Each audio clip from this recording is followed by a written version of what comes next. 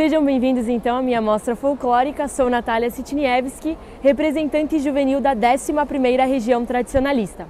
Conforme a diretriz desta ciranda do uso das vestimentas em diferentes momentos e por eu nascer e crescer em uma região colonizada em sua maioria por imigrantes italianos, busquei desde a minha preparação para o concurso regional o resgate das vestimentas utilizadas pelas famílias descendentes de imigrantes italianos no período da colonização das cidades da Serra Gaúcha. Convido vocês então para que conheçam a identidade do povo italiano através das 16 entrevistas que eu realizei neste período e também para que vocês possam se sentir mais próximos de cada uma dessas pessoas que contribuiu para a concretização da minha mostra folclórica. Os imigrantes italianos partiram de uma longínqua Itália, enganados pela propaganda de que aqui tudo era possível. Porém, não imaginavam o percurso que teriam de fazer.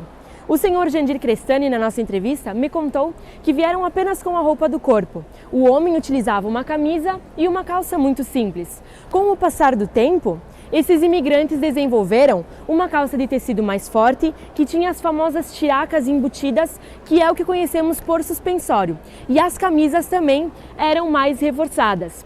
Mais ou menos na década de 40, começaram a surgir as calças de brim, que eram feitas com um tecido chamado de brim coringa, que é o que me conta o senhor Remy Valduga. Era uma espécie de lona e era muito mais forte até mesmo do que a de tecido. Ele também me conta que eles utilizavam um chapéu de palha, que eles mesmos faziam com palha de trigo ou milho nas atividades, e as mulheres no cabelo enrolavam uma espécie de lenço. Falando das mulheres, a senhora Clissi me contou que elas tinham que trabalhar de saia, então era caracterizada por ser muito simples, um tecido bem simples mesmo. Tanto o homem quanto a mulher utilizava ou o tamanco de madeira ou o chinelo de couro, como esse que eu trouxe para mostrar para vocês. Por a mulher trabalhar de vestido, algumas partes como a canela ou até mesmo os braços ficavam aparentes. Então o que eles desenvolveram? Uma espécie de perneira, que é parecida com uma polaina. Ela era colocada nessas partes para proteger, porque muitas vezes até mesmo podando as videiras saltavam alguns galhos e podia machucar. Ainda nessa entrevista, ela me conta sobre o chinelo feito com sola de pneu, que era muito mais confortável do que o chinelo de couro e o tamanco de madeira, que com o tempo acabava machucando os pés. Na questão do costume das mulheres não poderem usar calças, é um costume realmente muito forte. Em 76 anos da vida da Leonora, ela nunca utilizou calças por uma questão de costume e respeito ao que foi passado a ela. Então, quando ela não utiliza vestidos, utiliza saia e blusa, como neste dia, e também as mulheres costumavam utilizar um avental, que além de ser um acessório, ele auxiliava para que a roupa não sujasse, até mesmo porque não tinham muitas variedades na época. A senhora Cida me conta que esse povo não costumava sair e quando fazia, ia para os filós italianos, que são festas típicas italianas e muito familiares. Em uma dessas, que ela e a sua irmã foram, tiveram que estar devidamente vestidas. Um vestido que abaixo do joelho tinha cores sóbrias e neutras e era bem fechado na parte de cima. E mesmo que elas estivessem vestidas da forma ideal, a sua mãe o acompanhou na festa para supervisioná-las. Entrando em um ambiente religioso, o senhor Moisés me conta que a mulher, para casar, precisava saber fazer o corte e a costura. Inicialmente ganhavam um enxoval e as que tivessem maiores condições davam também uma máquina de costura. Por quê? Quem fazia a roupa dos filhos e do marido era a mulher. Chegado o dia do casamento, o senhor Edemar me coloca que quem fazia o vestido da noiva era a mãe e a avó dela, como esse que tem 33 anos. Eles eram caracterizados pela costura e pela simplicidade devido às condições financeiras da época. Já o homem, ele utilizava a fatiota, que é como os italianos chamam o terno. Esta nem sempre foi combinando. Inicialmente a parte de cima era de um tecido e a parte de baixo de outro. Conforme foi passando o tempo, então, ela se tornou de uma cor só. E quem soube complementar um pouquinho mais sobre isso comigo foram os irmãos Pavan, que me disseram que eles utilizavam uma espécie de lencinho no bolso para se diferenciar dos padrinhos. E os mais empoderados ainda utilizavam um relógio de prata exatamente para mostrar esse poder que eles tinham em meio à sociedade. O homem utilizava o sapato do nono, que é o que conhecemos por sapato social, e a mulher então utilizava o sapato branco. Ainda nesta entrevista, eles me contaram sobre as vestimentas íntimas. A mulher utilizava uma calcinha que era um pouco mais larga das dos dias de hoje e o homem uma espécie de ceroula, que é o que conhecemos por cueca, bem mais parecida então com uma bermuda nos dias de hoje. Ambas eram feitas com tecidos que vinham quilos de açúcar e quilos de farinha. É o que eles tinham na época então. A minha avó me conta que nos batizados não existia uma roupa específica para enrolar as crianças e para vesti-las. Então, inicialmente, eram enroladas naquele chale grosso feito pela avó. No caso da minha família ainda, a minha avó ela fez um paninho que era colocado sobre a cabeça da criança. E esse paninho ela batizou os seus 10 filhos, inclusive a minha prima. Simbolizava uma espécie de aliança, onde todos teriam muita sorte, muito sucesso e muita fartura durante toda a sua vida. Na questão dos chales, a senhora Gema me disse que cada família tinha sua peculiaridade.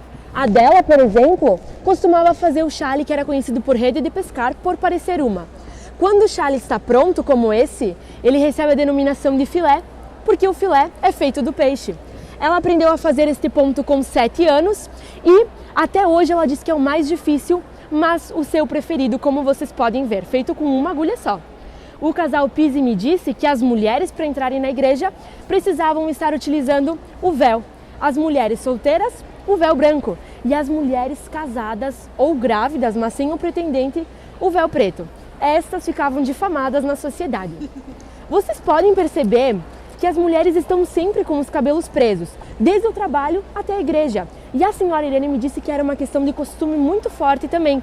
Então as mulheres normalmente faziam um lenço, onde elas enrolavam os cabelos, porque era uma falta de respeito uma mulher de cabelo solto dentro de casa. Até vocês podem ver na representação do quadro mais ou menos como elas faziam. Com a senhora Domingas, ela me mostra sobre a roupa da escola, através desse quadro que eu trouxe hoje. As meninas estão utilizando uma blusa e uma saia e os meninos uma espécie de paletó. Porém, eles só estão vestidos devido ao 7 de setembro daquele ano. A realidade era totalmente diferente. Eles iam com as roupas que eles trabalhavam mesmo. E esses imigrantes muitas vezes tiveram que se submeter e ir descalços até a escola para que o calçado durasse mais. A senhora Assunta me disse que os velórios eram feitos com roupas pretas. Era uma forma deles pensarem sobre a vida e de estarem introvertidos com o ego. Esses imigrantes, em um determinado período da sua vida, separavam a melhor roupa que tinham, que era chamada roupa de morrer. Eles guardavam essa roupa porque eles gostariam de ser velados com ela para entrarem nos céus de uma forma boa e com o pé direito. Por fim, para complementar, as irmãs Marcato me contaram que não tinha como os imigrantes em forma de luto ficarem utilizando roupas pretas no trabalho. Então, ou eles faziam uma costurinha na blusa ou na vestimenta, ou eles faziam uma espécie de lacinho preto que era colocado então na camisa por um tempo que eles determinavam. Para familiares mais próximos, em torno de 1 ano de luto, e para familiares mais distantes, em torno de 6 meses. Ainda aqui eu destaco o que a minha avó me falou na nossa entrevista, que as mulheres que morressem solteiras eram enterradas com um vestido de noiva para que elas pudessem finalmente nos céus encontrar um amado. Assim eu encerro minha mostra folclórica. Se vocês tiverem alguma pergunta, alguma dúvida, fiquem à vontade. De que cidade é? Bento Gonçalves. Bento. Sim. Essa família é de Bento.